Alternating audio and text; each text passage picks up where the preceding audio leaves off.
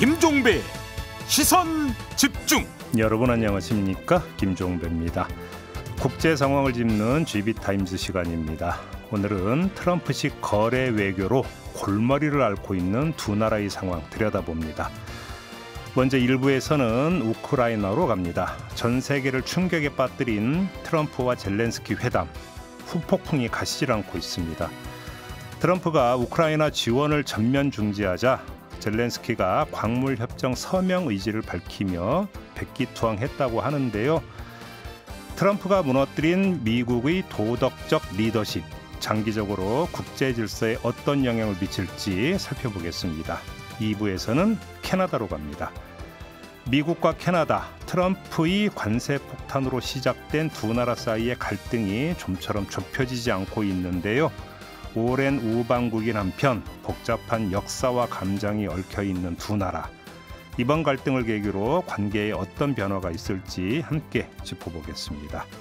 3월 9일 일요일 김종배의 시선집중, 광고 듣고 시작합니다.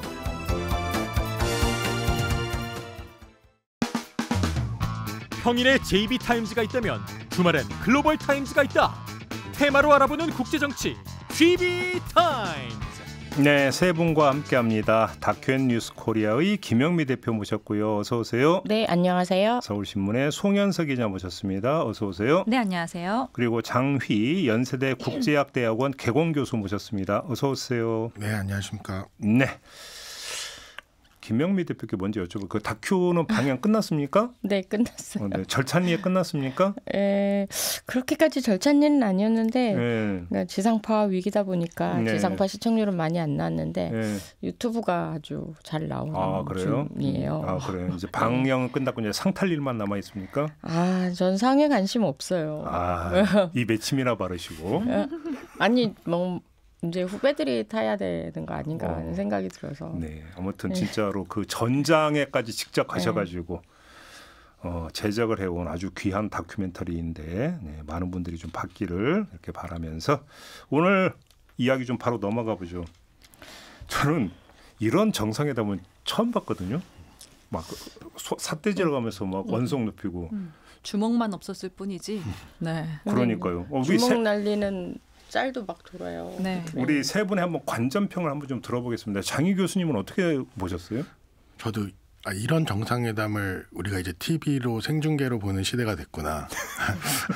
그러니까 이게 이제 그 케네디 대통령 선거 때부터 그 TV 토론을 하면서 이제 이 정치가 쇼화됐다는 이제 비판을 받기도 하는데 이거는 정상회담은 보통 이렇게 안 하잖아요. 그렇죠. 정상회담은 보통 미리 실무자들이 미리 만나서 이런 싸움을 안 보이는 데서 다 하고 그렇죠. 네, 정상들이 만날 때는 아주 웃으면서 고상하게 품격 있게 덕담하고 좋은 얘기하고 사인하고 뭐 사진 찍고 헤어지는데 이건 이제 트럼프가 만들어낸 엄청난 쇼라고 생각해요. 그래서 자기들 측근들 주변에 앉혀놓고 기자들도 옆에 다 둘러싸게 해서 젤렌스키 혼자 놓고 나는 우리의 미국은 강력한 나라고 우리는 아무렇게나 할 수 있고 내 마음대로 할 거야를 되게 세계 만방의 쇼로 보여주는 엄청난 기획이었다고 생각합니다.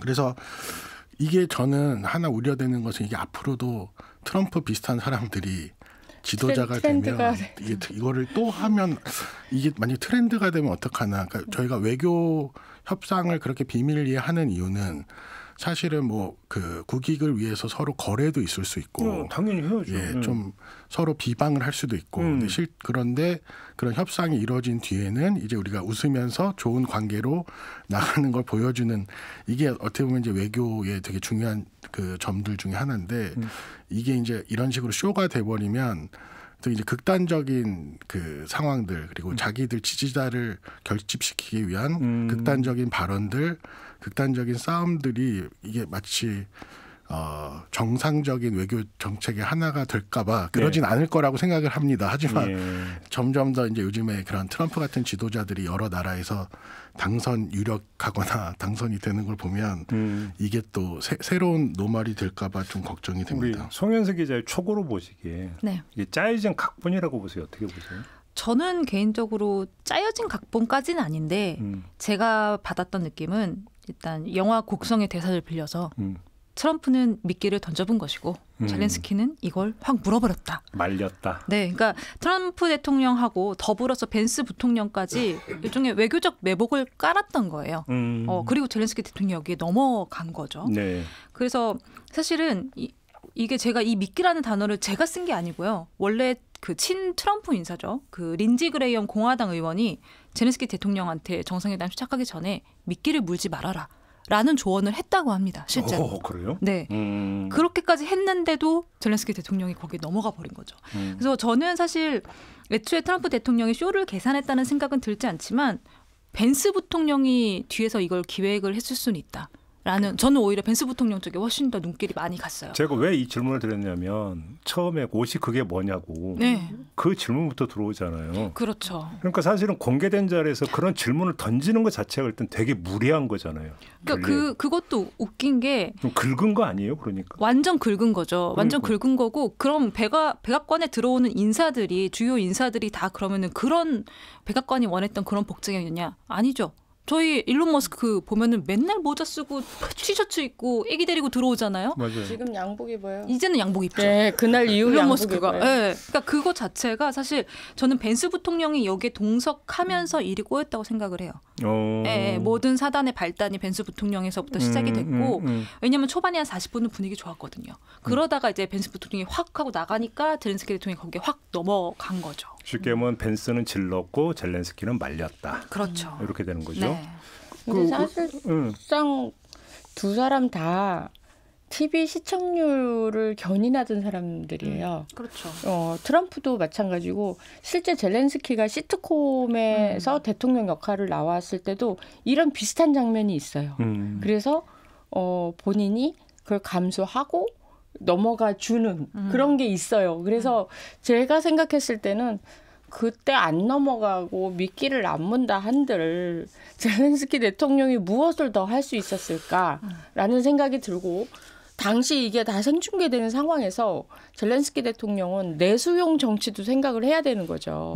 거기 이제 젤렌스키 대통령의 그렇지. 정적들도 있어요. 그리고 그렇지. 모든 국민들이 다 보고 있는데 특히 이 슬라브 민족의 이 사나이가 가갖고 트럼프 밑에서 벌벌 기는 모습을 보이면 정말 자존심 상하는 문제라고 생각해요. 그러니까 젤렌스키 대통령으로서는 방법이 없었다. 저도 그렇게 생각해요. 예, 이것은 어쩔 수 없는. 그러니까 백악관을 갈 때부터 모든 걸 각오하고 갔을 것 같고 또 이걸 통해서 유럽의 힘을 결집시켰잖아요. 그래서 사실은 가서 조금 이렇게 곤욕을 당하고 그렇게 남지 않는 장사는 아니었어요. 그러니까 말린 건 아니다. 저는 그렇게 생각을 하고 근데 이제 옷 가지고 훅 들어올 줄은 몰랐을 거예요. 아마 그거는 이제 예상치 못했을 것 같은데. 우크라이나 반응은 좀 어떤지 체크해 보셨어요? 다 젤렌스키 잘했다고 하죠. 아 그래요? 심지어는 네. 그 젤렌스키의 가장 정적이었던 사람들조차도 젤렌스키 잘했다고 이렇게 다 평가를 하는 상황이어서 쉽게 하면 맞짱 뜨고 왔다고 평가해 주는 거예요? 아니, 저는 전장에 있는 군인들도 그래 차라리 우리가 이렇게 목숨 걸고 싸워서 지켰는데 이거를 빼앗기는 그냥 이렇게 손 놓고 빼앗기는 것보다는 차라리 젤렌스키가 한번 지르길 잘했다라고 평가하는 군인들도 꽤 많다고 들었어요. 그 50분 동안 그 방송이 됐잖아요. 전장에서 다 그거 보고 맞아요. 있었대요. 네. 그래가지고 아니 안 바빴냐고 그랬더니 이게 더 급했고 만약에 대통령이 거기서 그런 비겁한 모습을 보였으면 우리 거기서 다 전이상실. 다 죽을 판국이었다. 그것 때문에 힘을 좀 냈다라는 얘기들을 해요. 조라와 사회가 우리는 광물 협정에 서명할 준비되어 있다고 했고, 근데 트럼프는 지금은 아니야 또 이랬잖아요. 자존심 상하는 거 아닌가? 어쨌든 협상에 사인하는 그 순간부터 계약이 발효가 되고 그렇죠. 조금이라도 더 뺏기는 건데 이게 뒤로 미뤄졌으면 그만큼 시간을 또 번 거예요. 이게 외교 관계, 국제 관계라는 게 시간을 번다는 건 굉장히 큰 의미가 있거든요. 그렇죠. 그래서 시간을 그만큼 번 거고 백기투항이 아니다? 저는 그렇게 보거든요. 그리고 유럽이 다 이제 우크라이나 전쟁이 오래되면서 김병의 효자 없다고 다들 떠나는 분위기에서 유럽을 완전히 결집시켰고 그리고 그 이후에 든 생각은 뭐냐면 유럽 사람들이 생각하는 건 그러면 다음은 어떤 나라가 러시아한테 또 당할 거냐. 이게 또 새로운 공포인 거죠. 그래서 사실 그 떡 먹고 하면서 구경 잘한 사람은 푸틴이고. 근데 자, 그 여기서 트럼프의 비즈니스 마인드는 더 이상 논할 필요가 없고 그거에다가 플러스 알파로 트럼프는 젤렌스키를 싫어하는 걸까요? 뭘까요? 교수님은 어떻게 분석을 하세요? 이제 많은 사람들이 트럼프를 분석할 때 개인적인 감정들이 실제로 공적인 정책에서 드러난다고 하고 그런 점에서 뭐 악연들이 있기는 하죠. 그래서 뭐 일기 트럼프 시절에 조 바이든의 아들 헌터 바이든이 우크라이나의 무슨 큰 기업에 고문을 하고 있었는데 그 관련된 비리를 젤렌스키한테 전화해서 좀 어떻게 좀 해봐라고 했는데 그걸 거부했고 그리고 그게 근데 미국에서 알려져서 트럼프가 전화한 게 알려져서 탄핵 그 위기도 소추안까지 위기를 겪게 되고 원한이 있었구나. 예. 그리고 뭐 선거 때도 그때 벤스 부통령도 얘기했지만 너 왜 여기 펜실베니아 가가지고 바이든 지지해놓고 이제 와가지고 우리한테 고맙다고도 안 하냐. 예, 맞아요. 그 얘기했지. 예, 그런 개인적인 감정들이 분명히 있다고 생각합니다. 근데 이제 그것보다 더 중요한 거는 그 양차 대전 이후에 합의한 되게 중요한 원칙 중에 하나는 침략 전쟁을 하는 국가는 무조건 잘못한 거다라는 건데 거기에 대해서 그냥 아무런 적이 없이 러시아의 어떤 손을 들어주는 그런 형세를 취했다는 거고요. 네. 그런 점에서 기존의 국제사회가 갖고 있었던 어떤 아주 기초적인 그런 국제 도덕의 문제들을 미국이 주도해서 그것들을 마치 없었던 일처럼 한다는 거고 그런 점에서 젤렌스키가 지금 김영미 PD님도 말씀하셨지만 그 유럽 국가들 같은 경우는 전통적인 그런 관점에서 도저히 여기에는 동참을 하기가 어려운 면도 있었을 거라고 생각합니다. 그래서 향후 이제 이런 그 트럼프의 결정이 국제관계에 아주 많은 새로운 변화를 일으키지 않을까라는 생각을 하고 있습니다. 근데 앞으로 그 트럼프하고 정상회담을 하러 가는 그 정상들은 청심환을 하나를 먹든지 옷을 잘 입고 가야 되고 네. 그래야 되는 거 아닌가요? 아무튼 그렇겠죠. 예. 그런데 요 사안을 좀 뛰어넘어서 좀 일반화해가지고 지금까지 미국의 어떤 그 세계 질서를 주도를 해왔는데 거기에는 물론 당연히 힘인 논리라고 하는 것들을 바탕에 깔고 있었지만 거기에다가 하나 더 얹었던 게 이른바 도덕적 정당성이라는 걸 내세웠던 거잖아요. 이 두 가지를 버무리면서 어떤 자기 정당성을 확보해 들어갔고 거기서 힘의 논리를 관철을 시켰는데 지금 트럼프는 이 후자 도덕적 정당성이라고 하는 것들은 뭐 거의 신경을 안 쓴다.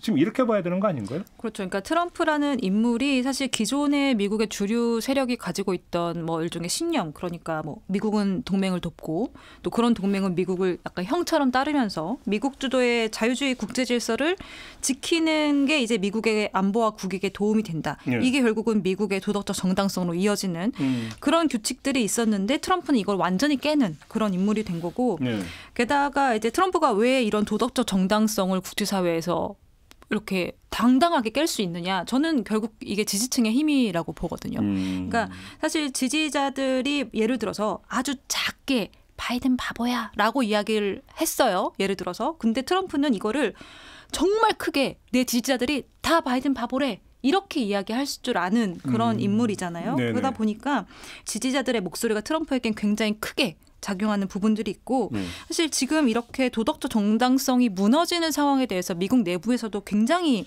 혼란스러울 수밖에 없잖아요. 왜냐하면 지금 사태를 보면서 저는 이 한국의 뭔가 정치적 극단성, 정치적 양분화가 어쩌면 미국이 훨씬 더 심할 수 있겠다. 이런 상황에서 봤을 때. 이제 그런 그렇죠. 생각이 들 정도로 그렇죠. 정치적 양극화가 얼마나 심한지를 보여주는 이제 그런 상황들이 계속 나오고 있는 것 같습니다.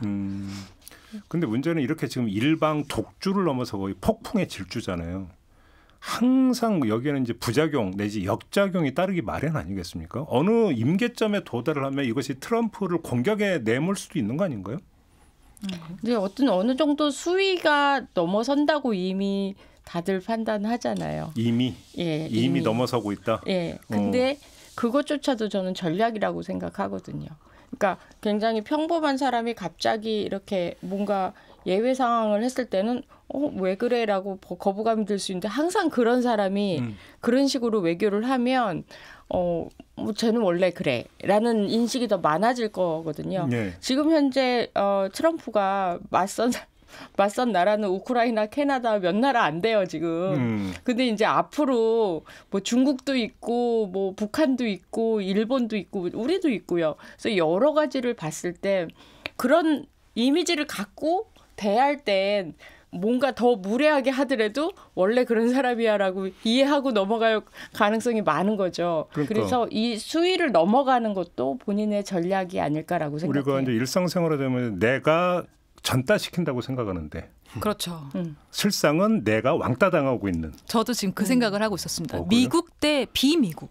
그러니까. 네. 반미, 친미 구도로 그렇죠. 가는 거죠. 전따가 왕따가 될 수 있는 거 아니냐 이거죠. 그렇죠. 그러니까 지금 어떻게 보면 이제 중국의 부상에 대응하는 이 정부의 하나의 방법으로 우리는 러시아랑 손을 잡고 여기를 대응하겠다라는 것처럼 보이는데 그렇게 현실주의 관점에서 보더라도 사실은 유럽하고 혹은 캐나다라든지 뭐 한국이라든지 기존의 동맹들하고의 관계도 동시에 유지하면서 이거를 하는 게 아니라 기존에 있었던 동맹들의 관계를 되게 악화시키면서 이런 관계를 했을 때는 현실주의적인 관점에서 봤을 때도 이게 지속 가능하기 어려운 측면이 있고 또 다른 한편으로는 그 프랑스 학자 니콜라 기오라는 사람이 민주주의를 만드는 사람들이란 책에서 하는 얘기인데 이 책에서는 우리가 어느 나라도 지금은 민주주의가 아니라고 하지 않잖아요. 북한도 심지어 북한 이름이 조선 민주주의 인민공화국 모든 이란도 나라들의 민주주의예요. 그렇죠. 이란도 민주주의 공화국이에요. 거기도. 어떻게 이렇게 민주주의가 보편적인 게 됐을까? 왜냐하면 우리가 역사적으로 보면 한 200~300년 전까지는 뭐 서양이든 동양이든 모든 정치 사상가 지도자들이 민주주의는 나쁜 거라 그랬거든요. 근데 이제 계몽주의에 갑자기 어느 순간부터 이게 퍼져나가는데 이 사람은 이걸 지식사회학적으로 분석하면서 기존의 그 국가에 반대하고 인권과 민주주의를 주장하던 사람들이 유엔이라든지 NGO라든지 국가에서 대외 정책을 하는 곳에 고용이 되면서 그런 학자들이 생겨나면서 이 사람들이 엄청난 시스템을 만들어내고 그래서 그 시스템이 계속해서 교육하고 활동하고 그런 국제적인 네트워크를 만들어내면서 민주주의가 세계의 보편적인 것이 되고 동시에 아주 큰 사업이 되어서 정부 사업이기도 하고 NGO 사업이기도 하고 다양한 재단의 사업이기도 하고 그래서 이런 민주주의 원칙이나 인권이나 이런 국제사회 협력이 우리가 이런 해외 뉴스를 볼 때는 특히 요즘에 미국과 관련된 이야기를 들을 때는 마치 힘의 논리만 지배하는 것 같고 국가 정부 간의 사이만 되게 중요한 것 같지만 그 뒤에 이렇게 수십 년 동안 만들어진 전 지구적인 시스템들이 여전히 작동을 하고 있고 그런 점에서 미국의 독주에 대한 반발 중에 하나는 미국이 주도해서 만들어 놓은 그 민주주의 시스템이 다시 그들에게 반작용으로 큰 역할을 하지 않을까라는 생각. 그리고 역할을 했으면 좋겠다고 생각합니다. 트럼프를 보면서 비유가 뭐가 좋을까 저도 고민했는데 제가 그 최종 선택한 비유가 하나 있어요. 생태계 교란종이라고. 네. 그렇죠. 베스예요, 베스. 그러니까 아니 생태계라고 하는 뜻에는 이미 거기에는 질서가 있다라는 걸 깔고 있는 개념이거든요. 근데 교란은 이 질서를 무너뜨려 버리는 거잖아요. 그렇죠. 그러니까 극강의 어떤 힘으로 딱 그거 아닌가요? 지금 트럼프의 행태가? 맞아요. 그리고 이게 지금 이 작금의 사태가 사실 저는 100년 전에도 있었다고 보거든요. 왜냐하면 100년 전에 미국이 지금처럼 고립주의를 선택을 했었고 그때 고립주의 선택하면서 뭐 우리 유럽이나 아시아 신경 안 쓸 거야 라고 하니까 그때 일본이 움직였잖아요. 그러면서 동아시아 쪽으로 대륙으로 세력을 확장하려고 했던 것처럼 트럼프의 이런 외교 방식 그러니까 도덕적 리더십이나 뭐 이제 이 조직과는 거리가 먼 이런 고립주의가 결과적으로는 유럽을 뒤집어 놓고 싶어 하는 러시아한테 날개를 달아주는 셈이 되는 거고 당장 이제 뭐 예를 들면 발트 3국이라든지 폴란드 같은 나라들이 넘어가게 돼버리면 일단 국경선이 달라져 버리잖아요. 이렇게 되면 유럽은 갈수록 혼돈. 당시에 일본이 그랬던 것처럼 러시아는 계속 그 서쪽으로 진격하려고 할 것이고. 그러니까 네. 우크라이나만 지금 전쟁이 난 걸로 끝나지 않을 거라는 이게 거죠. 시작인 거죠. 이게 시작이고 네. 진짜 구소련에 약한 나라들 되게 많고 근데 유럽을 건들기가 좀 예민할 것 같다라는 러시아의 판단이 들면 중앙아시아도 있어요. 맞아요. 그래서 선택지가 너무 많은 상황에서 이게 남 얘기가 더 하면 안 돼요. 우리에게 또 닥칠 것도 생각을 해야 아니 돼요. 그 당연히 우리도 그 안에 들어간다고 생각하거든요. 트럼프가 우리를 어떻게 대하겠어요? 또 지금 보면. 실제 트럼프의 가장 중요한 카드가 남북한 문제예요. 그러니까 2라운드가 더 문제다라고 생각하는 거죠. 나가서 이제 젤렌스키가 선발로 이렇게 나가 봤는데 이렇게 보니까 우리도 큰일 나겠는 걸. 그러니까 다들 긴장한 게 그런 것 때문에 긴장하는 거잖아요. 그래서 사실 파시즘 옛날 이제 2차 대전 전에 뭐 이런 스트롱맨의 시대를 생각하면 결론은 전쟁밖에 없었거든요. 무서운 얘기를 하고 그래요. 그래서 아니 저는 트럼프가 믿는 구석은 사실 지지층도 있지만 본인의 막강한 군대도 없지 않아 있다고 저는 생각을 해요. 그래서 이 전쟁 판도와 이런 것들을 본인 미군 주도로 이렇게 재패된 상황이잖아. 그동안 테러와의 전쟁 때문에. 그래서 더 위험하다고 생각을 알겠습니다. 하는 거예요. 이 한 인물이 어디까지 영향을 미칠 수 있는가. 지금 우리가 이걸 목도하고 있는 건데요. 자, 앞날이 구말립니다. 이게 문제네요. 알겠습니다. 첫 번째 주제는 이렇게 좀 마무리하고요. 두 번째 주제로 이어가겠습니다.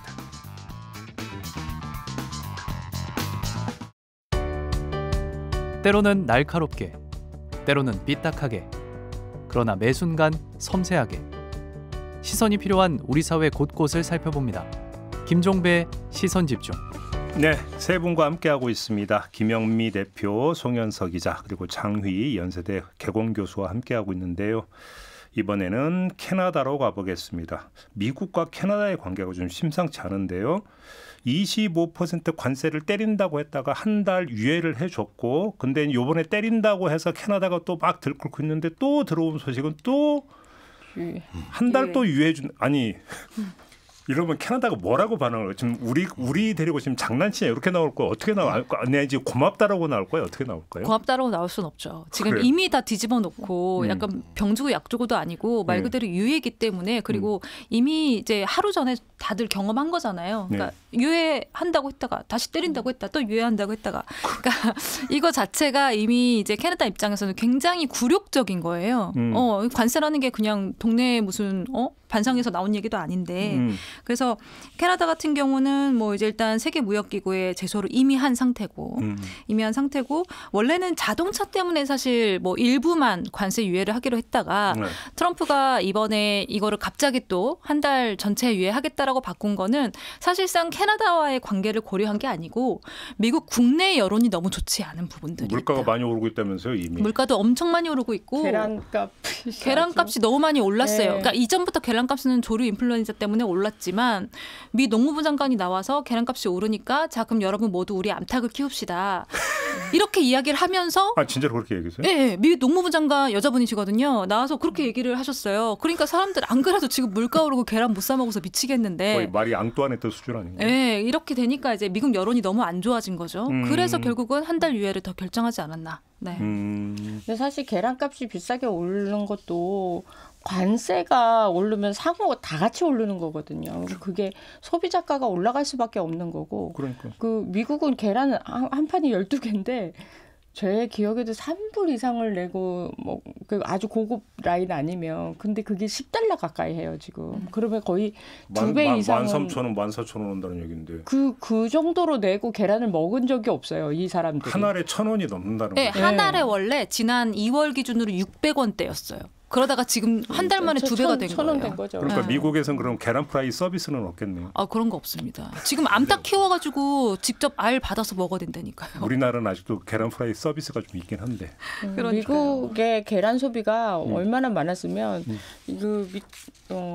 다른 나라에서 계란을 수입하지 않으면 안 돼요 이게. 그러니까 워낙 많이 먹는데요 미국 사람들이. 그런데 그렇죠. 지금 그렇게 비싸니까 사지를 못하는데 계란뿐만이 아니라 관세 매기는 족족 이제 그게 다 오른다는 그렇죠. 얘기죠. 그러니까. 그래서 국가는 돈을 벌 수 있어도 시민들 입장에서는 개개인별로 더 많은 경제적 위기를 가져올 수 있는 거죠. 그래서 아까 얘기했던 그 트럼프의 폭풍의 질주가 나중에 부메랑이 될 가능성이 있다 정치적으로. 그래서 이제 그런 얘기가 나오는 거잖아요. 근데 하여간 그 얘기는 빼고 캐나다에 집중합시다. 지금 캐나다 국민들의 정서가 한마디로 부글부글 끓고 있다 이렇게 보면 되는 겁니까? 네, 지금 캐나다에서는 뭐 미국산 대신 캐나다산을 소비하자. 우리로 치면은 뭐 신토부리 같은 그런 운동들이 굉장히 많이 나오고 있고, 이제 최근에 사진 한 장이 화제가 됐는데 아메리카노가 아니라 캐나디아노. 네, 이게 또 화제가 됐었잖아요. 네. 그래서 이게 약간 뭐라고 해야 될까요? 볼드모트를 볼드모트라고 부르지 못하는 약간 그런 상황인데 제가 진짜 사진을 보니까 아메리카노에 일부러 줄까지 그어놨어요. 네, 지우고 캐나디아노 이렇게 적어놓기도 하고. 상당히 지금 화가 많이 났네요. 화가 많이 나. 그리고 캐나다랑 미국 대표팀이랑 아이스하키 붙었을 때는 저는 정말로 큰일 나는 줄 알았어요. 진짜 심하게 싸우더라고요. 그게 막 이렇게 왜 바깥에서 사람들끼리 완전 붙는 거의 내전 가는 거 아니야? 막 이럴 정도. 하키채 들고 나가나 보다. 막 하키 선수들이 막 주먹까지 하키채 들고 나가나 보다. 저 밖으로 나가 장외 투쟁하면 진짜 큰일 나는데 뭐 그러면서 봤어요. 진짜. 근데 너무 사실 캐나다 입장에서는 불쾌할 수밖에 없는 게 그냥 우리는 너희한테 관세를 때릴 거야. 이걸 그냥 텍스트적으로 봤을 때 되게 건조하잖아요. 그냥 우리 관세 때릴 거야. 근데 그게 아니고 자 트럼프가 이렇게 말하죠. 뭐 트리도 주지사님. 네. 너무 불쾌한 거예요. 복속시킨다, 병합시킨다 이런 얘기를 어떻게 해요? 그러니까? 계속 그거 캐나다를 자기네 51개조 안에 넣겠다 하면서 자꾸 트리도 주지사라고 하니까 캐나다 국민들은 당연히 불쾌하죠. 뭐 일본 총리가 우리 보고 일본의 니네 한 현이다 이러면 가만히 있겠어요? 난리 나죠, 난리. 네. 거의 비슷한 게 이제 캐나다에는 기존부터 반미 감정들이 많이 깔려 있는 그랬어요? 상황에 그러니까 그걸 굉장히 의도적으로 자극을 한다라는 생각이 드는 거예요. 그래서 이렇게 하는 것들이 그냥 미국 사람들이 그냥 미국 정부가 대충 말하는 게 아니라 그 포인트들을 다 이렇게 찌른다는 거죠. 그러니까 최소의 공격으로 최대 효과가 날 수 있는 것들. 근데 장유 교수님이 과거에 시애틀에 머문 적이 있다면서요. 바로 거의 붙어 있는 데 아닌가요? 예, 바로 붙어 있어서 그 시애틀 이제 밴쿠버가 사실은 뭐 소득 수준이나 사람들의 교육 수준이나 문화나 이런 게 되게 비슷한데 서로 좀 싫어하거든요. 서로 싫어해요? 네. 비슷한데 왜 싫어해요? 뭐 비슷하면 더 싫어하고 거기 포틀랜드, 시애틀, 밴쿠버 셋이 너무 서로 싫어하고 거기서 축구 경기를 메이저리그 축구 경기를 하는데 거기 밴쿠버 옛날에 이영표 있던 화이트캡스라는 팀이 있고 시애틀에는 이제 그 사운더스라는 팀이 있고 여기는 무슨 팀버 뭔가 포틀랜드인데 자기들끼리 리그를 만들었어요. 새 도시에서. 그래서 근데 경기를 따로 하진 않고 리그 안에서 자기들끼리 한 거 승패를 해가지고 캐스케이드컵이라고 자기들끼리 우리가 1등이야 이러고 서로 좋아하고 그리고 2015년인가 16년에 토론토 블루제이스가 월드 시리즈를 나간 적이 있는데 류현진 소속돼 있던. 그 류현진 가기 전인데 어쨌든 갔을 때 그때부터 갑자기 밴쿠버에 그 야구 붐이 불어서 미국은 보통 메이저리그 야구를 하면 도시들 간이 멀기 때문에 다 홈팀 관중만 있거든요. 그렇죠. 원정팀은 몇 명 없는데 유일하게 메리너스랑 그 토론토 블루제이스랑 1년에 3경기를 하는데 그때는 밴쿠버에 관광 상품이 있어요. 그래서 숙박, 야구표 이런 걸 해서 때로 몰려와서 그 경기장이 블루제이스 홈 경기장처럼 관중이 더 많아요. 쉽게 말하면 맨유하고 리버풀이 붙는 거고 비슷한 거예요. 근데 리버풀에서 있는 사람들이 맨체스터 가서 더 많이 관중석을 차지하고 그 3일 동안 거기서 술 먹고 막 사람들이랑 싸우고 이런 3연전을 하니까. 3연전 동안 그래서 그런 이제 서로 도시 간의 감정이 되게 안 좋거든요. 근데 이제 그런 거는 그나마 이제 스포츠 팬들 사이의 어떤 해프닝 이런 걸로 볼 수 있지만 최근 들어서 시애틀 타임즈에 보면 그 접경 지역에 벨링엄이라는 작은 도시가 있어요. 거기 공항이 있어가지고 그나마 이제 시애틀하고 밴쿠버 사이의 가장 큰 도시인데 거기에 이제 쇼핑센터나 뭐 레스토랑이나 숙박 시설에 보통 캐나다 사람들이 한 40% 정도는 됐는데 이제 거의 보이지가 않는다 이런 뉴스도 발길 끊어버렸대요. 근데 그냥 안 오는 게 아니라 이메일을 보내서 취소를 하는데 너네 나라가 이렇게 우리를 공격하고 이렇게 정부가 우리에 대해서 나쁜 이야기들을 하는데 우리가 너네한테 가서 절대 돈을 쓰고 싶지 않다. 뭐 이런 메일들을 많이 받는데요. 그렇게 그런 식으로 좀 밀접하게 생활이 연결돼 있는 이 워싱턴주, 뭐 시애틀 이 접경 지역에서는 그러니까 이제 사람들이 오히려 미국 사람들도 그러니까 그런 기사들이 요즘 많이 등장하는데 느낌은 이거죠. 이거 뭐 우리가 더 이익을 보자고 하는 것 같은데 왠지 우리가 더 손해 보는 것 같은데 약간 이런 느낌이. 근데 캐나다에서 그렇게 반미 감정이 뿌리가 깊은 거예요? 어떤 거예요? 뿌리가 깊다기보다는 그러니까 미국에서는 약간 캐나다 사람들 무시하는 경향이 있고. 아, 그래요? 예, 그러니까 그 캐나다 사람들 액센트가 뭐 뒤에 A 이렇게 하는 좀 특이한 게 있는데 그런 거 하면 이제 좀 놀리고 이런 촌티난다 이런 거요? 예, 촌티난다 이런 게 있고. 예. 그리고 사우스 파크라는 되게 유명한 만화가 있거든요. 예. 어른용 만화인데 예. 거기에 보면 이제 캐나다를 막 욕하면서 놀리는 노래가 되게 유명해요. 그러니까 예. 그래서 미국 사람들 그런 게 있고 캐나다 사람들은 오히려 미국에 대해서 뭐 그러니까 미국과 우리는 다르다라는 생각은 계속 있지만 그리고 뭐 미국에 대해서 되게 부정적인 관점이 있지만 막 이렇게 노골적으로 그렇게 하는 거는 사실은 최근에 갑자기 부상하는 것 같습니다. 그러니까 그 전에는 아무래도 우리는 나라도 작고 거기는 군대도 거의 없는 거나 마찬가지고 그러니까 이제 경제적으로나 많은 면에서 미국에 의존하는 점이 있기 때문에 아 쟤네들 너무 싫지만 어쨌든 같이 사는 그런 거라는 인식이 있었다면 최근 들어서는 그게 좀 아주 심한 반미 감정, 지금 아까 말씀하신 그 불매 운동 뭐 이런 것까지 더 강하게 나오는 것 같습니다. 근데 트럼프는 지금 의도적으로 지금 캐나다를 도발하고 있는 거잖아요. 왜 그러는 걸까요? 근데 사실 그 캐나다는 사실은 미국의 아주 강력한 동맹이었어요. 예. 그래서 제가 이제 뭐 아프가니스탄부터 이렇게 취재하면서 미군이 가는 전쟁터에는 캐나다군이 꼭 있었거든요. 그래서 그 정도면 그 별로 되지도 않는 군인을 그렇게까지 미국 동맹국으로 보낼 정도면 적어도 캐나다 정치에서는 미국을 굉장히 많이 신뢰하고 따랐던 진짜 동맹의 그러니까 동맹을 넘어서는 혈맹을 보여줬다고 생각해요. 전사도 많이 했고 그래서 그런 관계에서 말하자면 이제 고착된 관계잖아요. 근데 트럼프는 어쨌든 본인이 그 전에 대통령과 똑같은 거 해서 장사가 안 될 거잖아요. 이 판을 자기가 주물러서 뭔가 이렇게 촥 재패를 하고 또 새로운 관계 설정을 해서 무엇이든지 저는 미국의 이익을 남기는. 그래서 이제 이게 지금 되게 무서운 게 뭐냐면 이 캐나다가 당하는 걸 보고 우리가 느낀 것 중에는 아 이제 동맹이라는 걸 믿을 수가 없구나. 뭐 종이로 뭐 서약하고 이런 것조차도 우리 이제 신뢰할 수가 없겠구나. 그리고 한국도 강력한 미국의 동맹국인데 이렇게 재패 당하는 걸 보고 우리는 그러면 미국이 우리의 동맹국이라는 걸 어디까지 우리가 신뢰할 수 있느냐 그런 순간이 온 거죠. 근데 그 이런 분석도 있던데요. 지금 캐나다 이렇게 강경 대응으로 나서는 이유 중에 하나는 트리도의 임기가 얼마 안 남았기 때문에. 아 근데 트리도는 오히려 지금 이걸로 인해서 지지율이 다시 오르고 있는 상황이라 물론 물론 사임 의사를 밝혔기 때문에 이미 밝혔기 때문에 뭐 다시 그걸 뒤집을 가능성은 적지만 이미 이제 그 트리도와 트리도의 정당이 막 바닥의 지지율이 있다가 거의 지금 그 야당 지지율을 다 거의 짜잡은 상태거든요. 그래서 트리도 입장에서도 사실 지금의 싸움이 그렇게 나쁘지 않다. 나쁘지 않고 저는 초반에 이제 그런 생각을 했어요. 왜 하필 캐나다일까? 이런 거에 대한 질문을 많이 받았는데 사실 그 문제도 어렵지가 않은 게 그냥 대미무역 흑자 많은 순서대로 하나씩 까는 겁니다. 하나씩 까는 건데. 옆에 있으면. 근데 그 중에서도 미국의 가장 큰 문제점이자 트럼프가 가장 먼저 손을 대고 싶었던 게 딱 두 가지잖아요. 불법 이민하고 마약.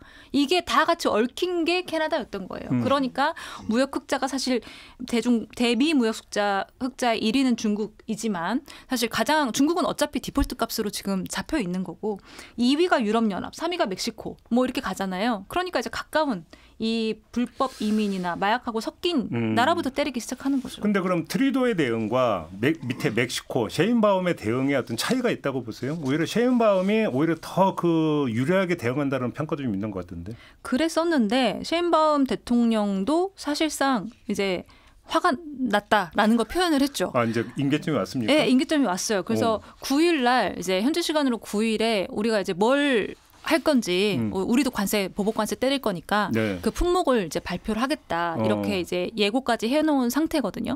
근데 캐나다 사실 입장이 원래는 조금 달랐죠. 왜냐하면 캐나다는 말씀드린 것처럼 트리도가 본인의 내수 정치에도 이렇게 맞대응하는 게 도움이 된다는 걸 깨닫고 나서 사실 계속 좀 강경한 자세로 갔었고 멕시코 같은 경우는 우리 좀 지켜볼게라는 사실 관망하는 자세였는데 네. 지금 이게 트럼프가 한 달 유예하고 물론 또 한 달 유예하긴 했지만 계속 이 관세에 대한 어떤 협박을 멈추지 않다 보니까 멕시코도 더 이상 가만히 있을 수 없다. 왜냐하면 우리는 미국 너희들이 원하는 대로 국경에다 군사도 더 많이 배치해줬고 해줬는데 계속 이런 식이네? 라는 얘기가 나올 수밖에 없죠. 그러니까요. 나프타가 다시 해야 된다잖아요. 그거를 협정을 다시 해야 된다고 하는 입장에서는. 근데 사실 멕시코가 지금 그러니까 멕시코도 똑같아요. 방법이 없어요. 왜 플랜 B, C까지 있다고 있잖아. 그거야 정치하는 사람들은 뭐 D, F까지 있다고 하죠. 근데 정치하는 사람들의 기본은 주목을 받고 자기의 어떤 워딩이 영향을 미쳐야 되는 거거든요. 그렇죠. 그래서 트럼프가 그렇게 해서 이제 시작을 하면 뭐 트리도 총리도 마찬가지고 또 셰인바움 대통령도 마찬가지고 여기도 다 정치 구단들이라 그때에 맞게 내수용으로 잘 이용하고 있어요. 이 위기 상황에서도. 그래서 젤렌스키도 그중에 한 명이었다고 생각을 하고 또 지금 뭐 프랑스도 마크롱 대통령도 마찬가지예요. 갑자기 완장차고 막 나와가지고 좀 유럽 말이야 막 이러고 또 영국의 이제 찰스 왕께서도 갑자기 구남에 가서 시찰을 또 막 하세요. 근데 찰스 왕은 캐나다의 왕도 겸하는 거 아닙니까? 그렇죠. 그래서 그 찰스 왕께서 군함을 딱 가니까 트리도도 뭔가 군사적인 자기도 액션이 또 필요하다 이렇게 생각하는 것 같더라고요. 그래서 이런 걸 봤을 때 저 사람들은 그러니까 한 국민들의 대표이기도 하지만 정치 구단이기도 하구나. 그때 맞춰서 대응들을 다 열심히 하는 거예요. 그래서 진짜 열심히 봐야겠다. 네. 우리까지 순서가 왔을 때 우리는 어떻게 해야 될까라는 우리 정부도 그 대통령이 없으시구나 우리는. 그리고 그래서 더 나은 거일 수도 있겠구나라는 생각이 드네요. 아니 근데 지금 어차피 맞을 매인데 지금 맞으나 나중에 맞으나 이건 사실 아픈 건 똑같잖아요. 그러니까 저는 되게 우려스러운 게 뭐냐면 아니 왜 우리 맞는다고 생각할까? 지금 안 맞는 사람이 없잖아. 안 맞는 나라가 없으니까. 근데 지금 다시 캐나다로 돌아가면 어쨌든 이 캐나다 안에서 계속 반미 운동이 나오고 있고 이런 분위기가 우려스러운 건 트럼프는 이런 캐나다를 봤을 때 캐나다에서 생각보다 세게 나오네 이거 조금 뒷걸음질 해야 되나 이렇게 생각을 안 할 거잖아요. 네. 굉장히 강하게 더 나가면 당연히 캐나다 안에서는 또 반미 정서, 애국주의가 확산을 할 거고 그러면 트럼프 행정부는 우크라이나에 했던 것처럼 플랜 C, 플랜 D 모든 동원을 해서 결과적으로 원하는 걸 가져가려고 할 거거든요. 그래서 이제 이런 것들이 캐나다 내의 반미 정서가 더 확산되게 만들고 트럼프는 트럼프대로 더 강경한 대책을 나오게 만드는 굉장히 양국의 관계를 어렵게 만들 수 있다라고 보는데 근데 사실 이게 어느 나라나 마찬가지이긴 해요. 왜 예를 들어서 한국에서 일본산 제품 불매운동 있었을 때 우리나라하고 일본 관계 당연히 좋지 않았죠. 근데 그렇다고 해서 우리가 만약에 불매운동을 안 해. 이게 양국 관계가 나빠질 거 우려해서 그것도 이상하지 않습니까? 당연히 이 나라가 지금 우리한테 잘못하고 있는 건데 그렇기 때문에 캐나다 내에서 반미 운동이 확산하는 건 어쩔 수 없는 기조다. 어쩔 수 없는 순서지만 이게 장기적으로 봤을 때는 점점 더 양국 관계를 불편하게 만들 수 있는 건 사실이다. 그러니까 결국은 어디까지 치닫느냐 이게 그렇죠. 이제 그 관심사가 되는 거 아니겠어요? 네. 그리고 그렇게 한번 민족 감정이 나빠지면 사실은 되돌아가기는 좀 힘들거든요. 맞아요. 그러니까 그렇죠. 그게 이제 많은 운동도 생겨나고 노골적인 미국에 대한 비판들도 이제 캐나다 안에서 강해지는데 이런 감정들은 한번 생기면 이제 지금 말씀하신 것처럼 작은 일에도 더 확장이 되고 더 커지고 그래서 실제로는 지금 관세나 혹은 이제 뭐 캐나다에 대해서 공격하는 것들이 얻어지는 결과는 오히려 되게 미국에는 불리한 게 아닌가 그래서 관세를 그렇죠. 유예하는 것도 한편으로는 처음에 자동차를 유예하기로 한 것도 미국 내 자동차 기업들이 이거 하면 사실 우리가 더 손해하면 안 된다는 압력이 있기 때문에 그리고 이제 그쪽에 캐나다와 자동차 회사들이 맺고 있는 관계들이 있으니까 그냥 정부에 다시 압박을 줘서 안 하게 된 건데 유예를 한 건데 그래서 이제 이런 관세를 매기고 그런 민족 감정을 자극하는 것이 오히려 기대하는 효과들은 거의 얻지 못하는 게 아닐까라는 그런 생각도 있습니다. 근데 아까 우리가 잠깐 계란 얘기도 했잖아요. 지금 물가가 오르고 있는데 관세를 실제로 부과를 해서 수입과 품목의 물가 저기 가격이 더 오르면 이제 거기다 이제 불을 붙이는 거잖아요. 이러면 이게 어떤 미국 여론이 안 좋게 흘러가면서 그게 그대로 트럼프한테 그냥 다시 환류돼서 돌아가는 거 아니겠습니까? 지금 현재 여론은 좀 어떤 것 같아요? 지금 현재도 이제 그러니까 트럼프 대통령의 그러니까 자국 이기주의, 이익 우선주의 이거에 대해서는 미국인들도 굉장히 좋게 보는 사람들도 많아요. 네. 그러니까 지지를 해서 대통령까지 당선이 되겠지만 네. 근데 미국 사람들이 다 하는 얘기는 뭐냐면 트럼프가 나가고 그다음 대통령은 어느 당이 됐던지 간에 누가 됐던지 간에 이 트럼프는 자기는 영광을 다 보고 나갈 수 있어요. 자, 이익을 다 이렇게 받아가지고 본인 개인의 영달까지도 다 끝낼 수 있겠지만 다음은 대통령은 좀 어떡하지? 라는 생각들을 많이 하더라고요. 전문가들은 그 얘기 하더라고요. 2년 뒤에 어떻게 되는지 한번 보자. 중간선거 때. 중간선거. 사실상 임기가 2년이거든요. 맞아요. 네, 미국 대통령은 연임에 성공하지 않는다고 봤을 때. 근데 트럼프는 이제 4년 뒤가 없기 때문에 없죠. 네, 2년 임기 안에 지금 모든 걸 해결하려고 하는 거고 트럼프 대통령이 뭐 예를 들어서 대외 수입청 같은 걸 만들어서 우리가 이제 관세로 벌어들인 수익을 국민에게 돌려주겠다. 워낙 이제 국민들이 이 관세 폭탄에 대한 미국 내에서 여론이 좋지가 않으니까 뭐 이렇게 좀 달래보려고도 해요. 그런데 사실상 이 관세 수입청이라는 거를 그래서 어떤 방식으로 운영할 거고 국가가 거들인 관세 수익을 국민에게 어떻게 분배할 수 있을지에 대한 구체적인 계획은 아무것도 나온 게 없습니다. 그런 상황에서 이제 트럼프 관세 정책이 미국의 GDP를 최대 0.4%까지 줄일 수 있다. 이런 관측들이 나오고 있는 상황인데 이건 관측이고 지금 현재 상황을 보자 그러면 사실 S&P 500 이미 지금 계속 하락하는 추세에 있죠. 그러니까 먼저 일단 주가 먼저 움직이는 거예요. 물가와 주가가 같이 움직이니까. 그렇게 되면서 미국 소비자들은 이미 벌써부터 이 관세 폭탄에 대한 영향을 직접적으로 받고 있다. 그러니 사실 당연히 트럼프를 어느 쪽이든 그게 좌든 우든 상관없이 그들을 지지하는 기본 지지 세력들이 20-30%는 있는 거니까 결국 중도가 어떻게 움직이냐인데 이 중도 안에서 계속 이 관세 폭탄에 대한 부정적인 인식들이 확산되고 있다. 교수님은 어떻게 흘러갈 거라고 전망하세요? 정치 지형, 여론 지형이. 이게 이제 이런 포퓰리즘 정치의 가장 이제 안 좋은 점은 이 사람들이 합리적인 선택을 한다기보다 가상의 적들을 외부에 상정하고 그 적들 때문에 우리가 이렇게 힘들다는 이야기를 하는 건데 사실은 이제는 지금 이제 트럼프가 당선이 되면서 지금 이런 트럼프가 얘기했던 정책들이 실질적으로는 미국에 더 불이익을 끼칠 수 있다는 점을 국민들이 학습할 수 있는 기간이라고 생각을 하는데 예. 그 학습이 반드시 좋은 방향으로만 이루어지진 않을 수도 있기 때문에 저희가 좀 지켜봐야 되긴 할 것 같습니다. 왜냐하면 지지자들은 이제 미국 내에서 인터뷰 같은 걸 보면 관세를 매기면은 우리가 무조건 잘 살게 될 거라는 그런 믿음에서 이런 관세를 지지하는 거거든요. 맞아요. 그러면 이제 그 인터뷰를 하면서 설명을 해줘요. 관세를 하는 거는 사실 우리가 너가 내는 거다 나중에. 그렇게 되면 그럴 리가 없어.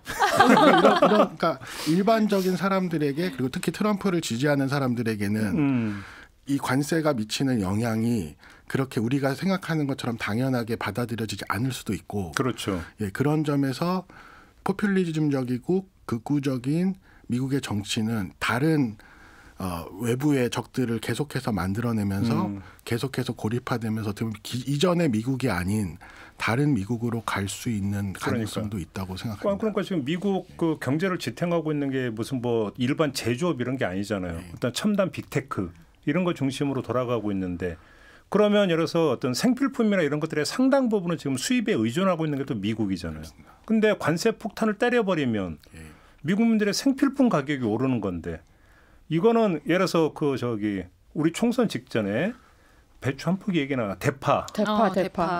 대파가 그 대파 발언이 미친 선거 민심에 미친 영향 여러분 기억하시죠? 네. 이런 게 미국에서도 나타날 수 있는 거 아니겠어요? 계란. 똑같죠. 계란 후라이. 네, 그렇죠.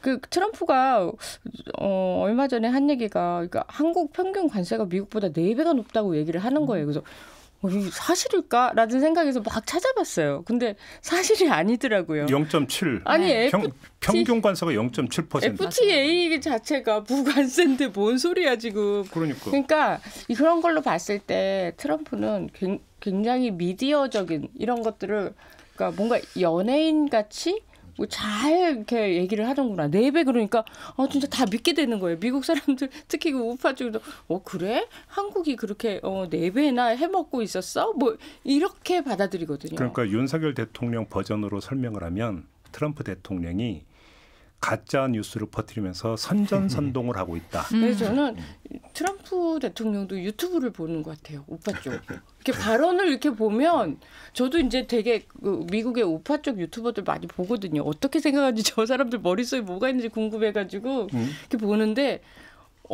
트럼프의 발언 중에 많이 겹치는 부분들이 있어요. 그래서 우리나라 사례 분석하기도 힘든데 미국까지 분석해야 아니 돼요.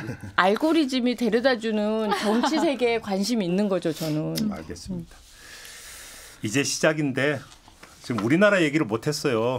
솔직히 하고 싶지도 않아요. 왜냐하면 좋은 얘기 안 나올 것 같아가지고 이건 나중에 따로 뭐 진단할 기회가 있지 않겠습니까? 다음 주 되면 또 상황이 또 바꾸고 맞아요. 또 바뀌어요. 그러니까. 그래서 지금 얘기하는 게 무의미할 수도 있어요. 알겠습니다. 그래서 오늘은 맛배기로만 여기까지 이야기하는 걸 하고 세 분하고는 인사 나눠야 될 것 같습니다. 수고하셨습니다. 감사합니다.